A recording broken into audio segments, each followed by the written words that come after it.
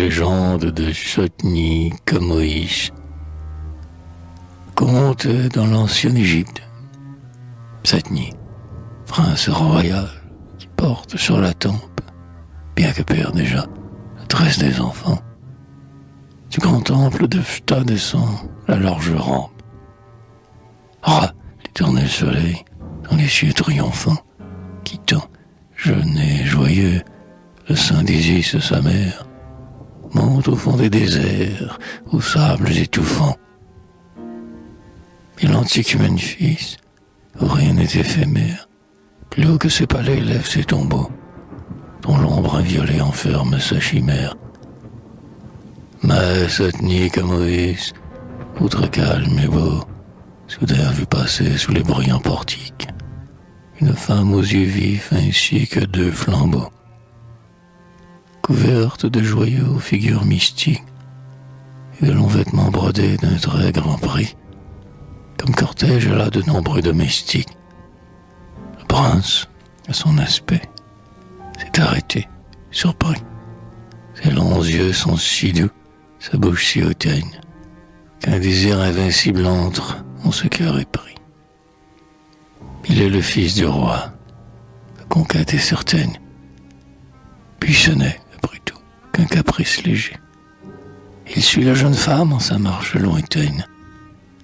Mon père, cette ville, dit-il, étranger, c'est un homme puissant, grand prêtre de Bubaste. Je suis pur, mais mon lit, il ne faut point songer. Lui, qui vit dans l'orgueil, dans la pompe et le faste, qui jamais encore n'éprouva de refus, l'homme pour sa pudeur et sa fierté de caste. Ce fils des pharaons se trouble, tout confus.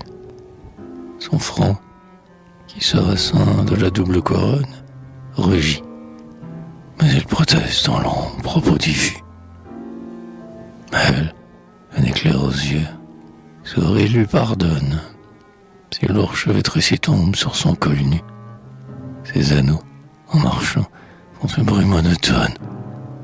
Elle dit simplement et d'un air ingénu: je m'appelle Taïa. Viens dans notre demeure. Tu me respecteras, puisque c'est convenu. Lui, sans qu'il va la vaincre, ou qu'il faut qu'il en meure.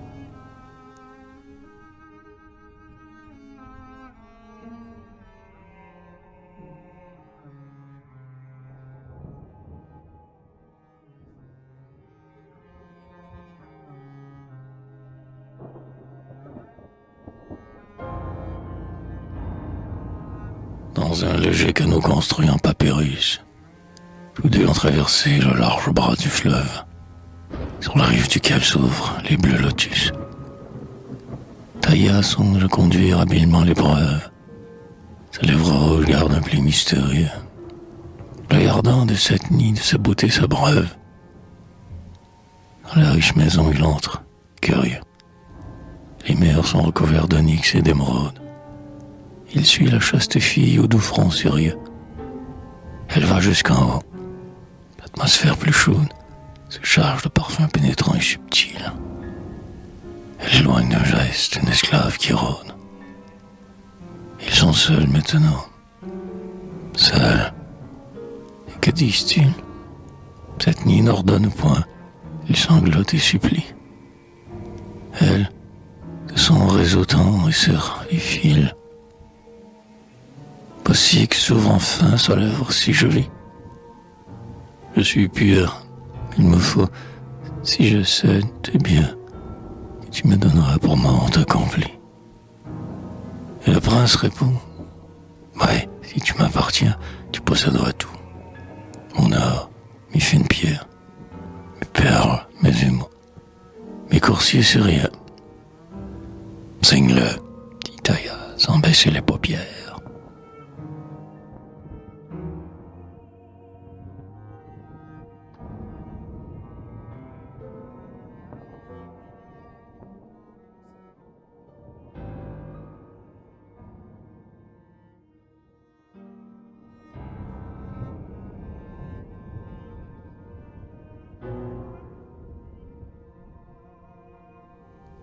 la jeune fille a fait préparer un repas.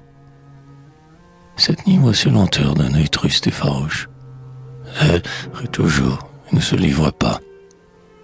J'ai, dit-il, tout à l'heure posé mon cartouche sur la donation que de moi tu voulais. Viens, ne résiste plus, car j'ai soif de ta bouche. Elle reprit. Là-bas, dans tes lointains palais, tu possèdes, je crois, des enfants légitimes. Et les miens, si j'en ai, deviendront leurs valets.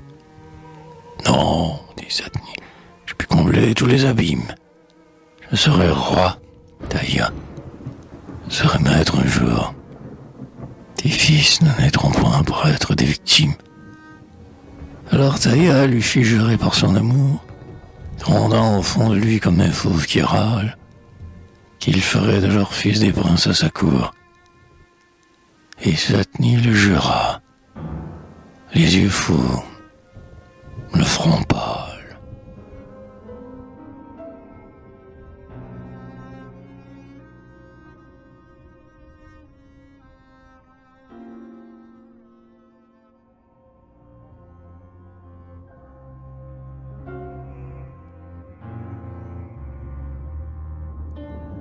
Dans leur riant boudoir, ils sont tous deux assis, leur siège en pourpre des griffes de panthère, et dans leur coupe d'or coule des vins choisis.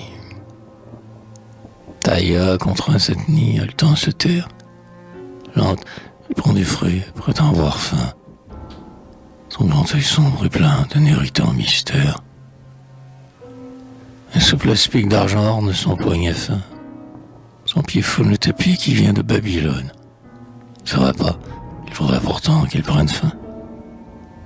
Près de cet homme au sang jeune et vif qui bouillonne, elle garde un visage impassible et très froid, comme un masque d'Hathor en haut d'une colonne.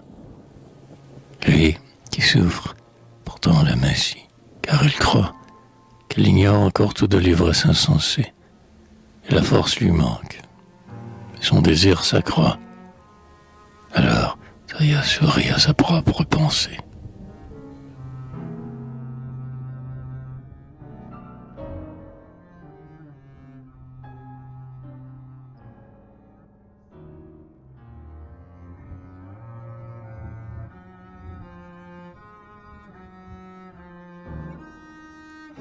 Du jardin, tout à coup montent des sons joyeux.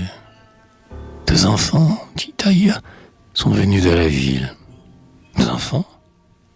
Elle tressaille et s'étonne, anxieux. Elle, dont le beau corps cache une âme très vile, sait qu'enfin le moment décisif est venu, de dompter tout à fait l'amant large et servile. Elle ouvre cette tunique et montre son sein nu, puis son bras merveilleux sort de la mousseline, tout son vêtement glisse, à peine retenu. Ce qu'il recouvre encore, le prince le devine. Alors l'infortuné, muet, tombe à genoux, ne pouvant qu'adorer cette forme divine. Et Taïa, se penchant, lui dit d'un ton très doux: fais mourir tous tes fils, les miens auront ton trône. Puis ôte, si tu veux, tous ces voiles jaloux. Elle crie, étend les mains comme pour une aumône.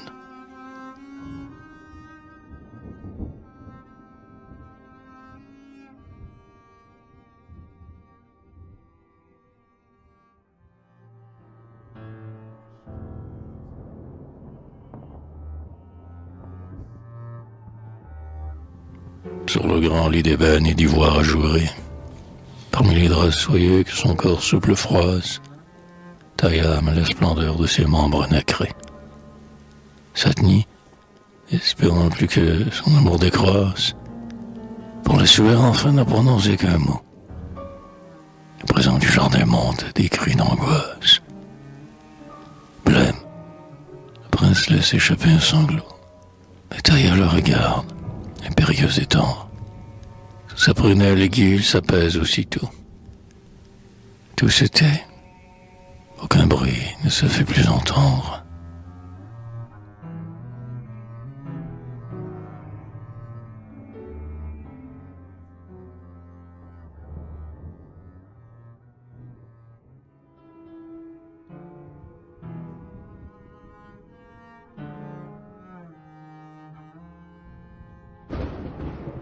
C'est ainsi que cette nuit fit mourir ses enfants, qui portaient comme lui la tresse sur la tempe, pour la femme qu'il vit, sous les cieux triomphants, du grand temple de Phta gravirent la large rampe.